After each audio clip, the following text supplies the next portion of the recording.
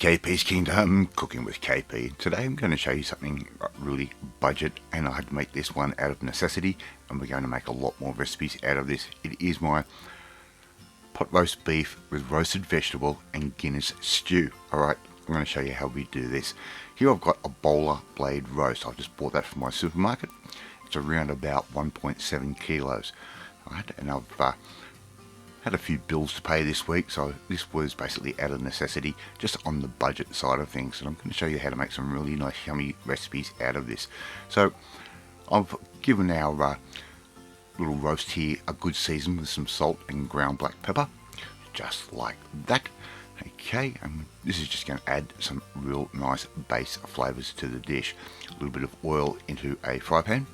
Right, I've got that sitting at a sort of medium heat at the moment. I will turn that up before I finish this off. Right, we're going to just brown this roast off on all sides.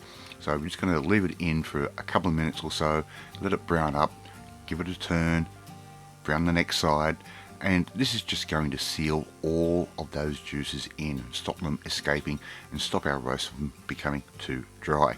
Alright, and if you haven't tried using a bowler blade roast before, it is really efficient and really cost effective. It's quite inexpensive in this day and age.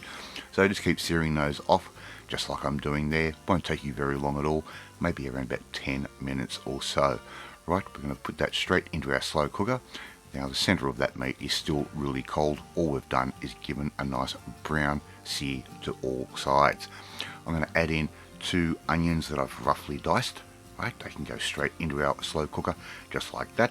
And I'm going to add in a couple of stalks of celery. That's just to get a base of flavour for the stock. I'm going to add in 3 to 4 carrots that I've roughly chopped. Okay, and I've cut those into like little diamonds. Makes them cook a little bit quicker. I'm going to add in 3 potatoes, which I've diced up around about the same size as the carrot. And I'm also going to add in 1 medium turnip and 1 sort of large parsnip. That's going to go in. Beautiful earthy flavours. Here's our magic ingredient, 1 can of Guinness. That can just go straight in like that, and I did leave that at room temperature. If you leave it cold, it's going to take forever for this thing to cook, believe me. Alright, so we're just going to add that can of Guinness straight in, and I'm going to add in around about half a litre of beef stock. I've just bought that from my supermarket. If you have beef stock already sitting in the freezer, go for it. I'm going to put the lid on, turn that on low, and walk away just for a little bit until I remember that I need to add in one important ingredient, and that is some Worcestershire sauce. Right, give that a good 3-4 tablespoons worth. That meat can stand all of that flavour. I'm just going to put that in, give the meat a little turn from time to time, just like I'm doing there, and just keep an eye on it. Now I actually cooked this off for around about 6 hours to start with. It's quite a dense piece of meat. I'm going to make sure I have enough stock, so if you need to, just add a little bit more and make sure that stock is at room temperature. I'm going to remove the celery around about an hour before the end. They can come out, and around about 15 minutes before we're ready to eat, I'm going to actually remove the roast from our slow cooker or crock pot. Alright, I'm just going to take that straight out, and I've had to use my big barbecue tongs. This piece of meat is so large. I'm going to put that on a chopping board on a tray like that, and I'm simply just going to cover that with a little bit of aluminium foil just to keep the heat in. We're going to let that meat just relax a little bit, and we can get on with probably one of my favourite steps when I make a stew, and that is I'm going to make some dumplings. So here I've got around about a cup's worth of self-raising flour. That can go straight in. Just get rid of a couple of lumps by just giving it a bit of a stir, just like that. And I'm going to add in around about a teaspoon's worth of salt, and I'm also going to add in around about 1 teaspoon's worth of baking powder, and that's going to make our little dumplings really light and fluffy. I'm not going to put anything else into it. Just going to let the natural flavours of that stock seep into those dumplings. We're going to add in just water at room temperature until we end up with a sort of loose mix. We don't want it runny, but we want it to stick to the spoon, but we don't want it really firm. We just want a nice little sloppy type mix. Alright, so just add the water a little bit at a time until we end up with this beautiful mixture like that. Alright, you can see it's a little bit stringy, a little bit gooey. It's exactly what we want. Right, get a teaspoon and just drop that into little balls like that straight into our stock. Okay, how easy is that?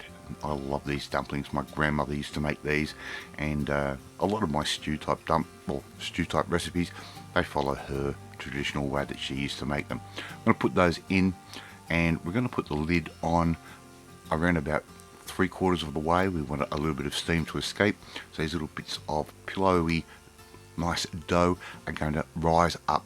Now I'm just going to slice off some little slices of this meat just like that, and I'm going to cut against the grain. It'll make it really nice and tender. Alright, if you haven't tried making your own stews before, wow, it is so cost effective and so much fun and really healthy for you as well. What we're simply going to do now is get our vegetables and some of our dumplings, and we're just going to serve that up into a nice big bowl like I'm doing there. Very, very simple. And I'm going to reserve a little bit of that stock. You can add that in if you want to make it a little bit more of a liquid, but believe me, this works out just fine, and it's a great way to get those vegetables into you, of course. And just layer those straight down on top of our bowl like that. And the next thing I'm going to do is going to get that sliced meat that I've got and put that straight over the top. I'm going to serve that with a little bit of hot English mustard for myself. You can use whatever you like as far as your favourite condiment is concerned. Now, how easy was that to make? Now, it did take a bit of time, but I didn't have to put a lot of effort into it. Right? Not a lot of effort, maximum flavour. Believe me. Alright, I'd love to see you try and make this one at home. It is easy and it is cost effective. Alright, thank you so much for watching this video. Really do appreciate it. If you like this video, hit that like button. Gives me confidence. Should make you feel warm and fuzzy too.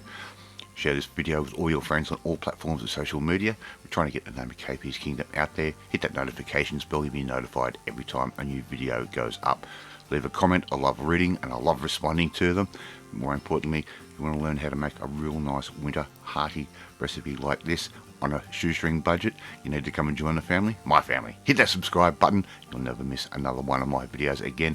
Off to eat my pot roast beef and root vegetable stew with Guinness and dumplings, and I will catch you next time. Bye!